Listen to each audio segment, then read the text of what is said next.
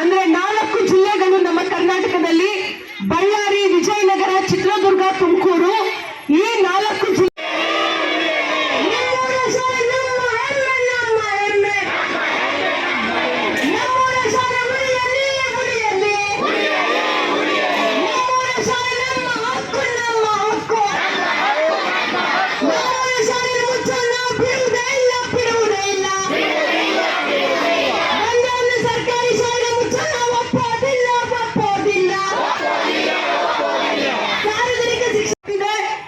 ಮುಂಬರೋ ದಿನಗಳಲ್ಲಿ ಇನ್ನು 10,000 ಕೋಟಿ ರೂಪಾಯಿಗಳನ್ನ ಕೊಡ್ತೀವಿ ಅಂತ ಹೇಳಿ ಪ್ರಾಮಿಸ್ ಮಾಡಿದೆ ಕರ್ನಾಟಕ ರಾಜ್ಯ ಸರ್ಕಾರಕ್ಕೆ.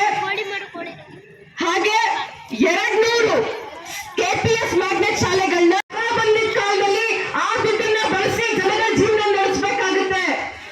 ಗಣಿಬಾಧಿತ ಪ್ರದೇಶಗಳಲ್ಲಿ, ಮೈನಿಂಗ್ ಮೇಲೆ ನಿಂತಿರುವಂತ ಜಾಗಗಳಲ್ಲಿ ಮೈನಿಂಗ್ ಕೆಲಸ ಮುಗಿತಾ ಇದ್ದಾಗ ಅದನ್ನ ಇನ್ನೊಂದು ಜಾಗ ಕಳಿಸ್ಬೇಕಾಗುತ್ತೆ.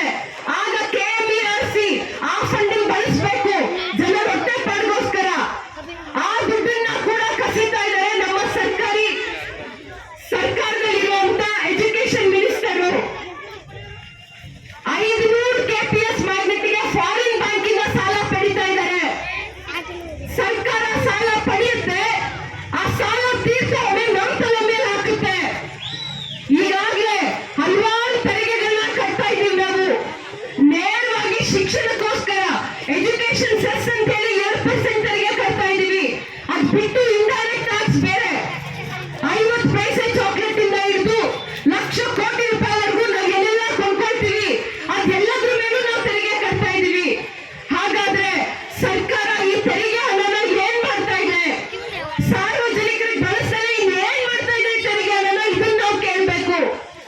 ಇಷ್ಟು ಮಾತ್ರ ಸಾಕಾಗಲ್ಲ ಅಂತ ಹೇಳಿ ಜೀವನ ಪಾಡಿಗೆ ಅಂತ ಇಟ್ಕೊಂಡಿರುವಂತ ರಿಸರ್ವ್ ಫಂಡ್ ಗಳನ್ನು ಕೂಡ ನುಗ್ತೀವಿ ಅಂತ ನಿರ್ಧಾರ ಮಾಡಿದ್ರೆ ಇದನ್ನ ನಾವು ನೋಡ್ಕೊಂಡು ಸುಮ್ಮನೆ ಇರ್ಬೇಕಾ? ಇದು ನಮ್ಮ ಪ್ರಶ್ನೆ ಆಗ್ಬೇಕು.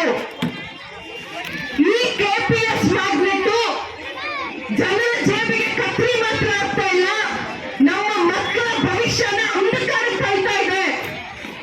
ಪ್ರಾಚೀನ ಕಾಲದಲ್ಲಿ, ಇನ್ನೊಂದು ಕಾಲದಲ್ಲಿ ಶಿಕ್ಷಣ ಸವಲತ್ತಾಗಿತ್ತು, ಪ್ರಿವಿಲೇಜ್ ಆಗಿತ್ತು.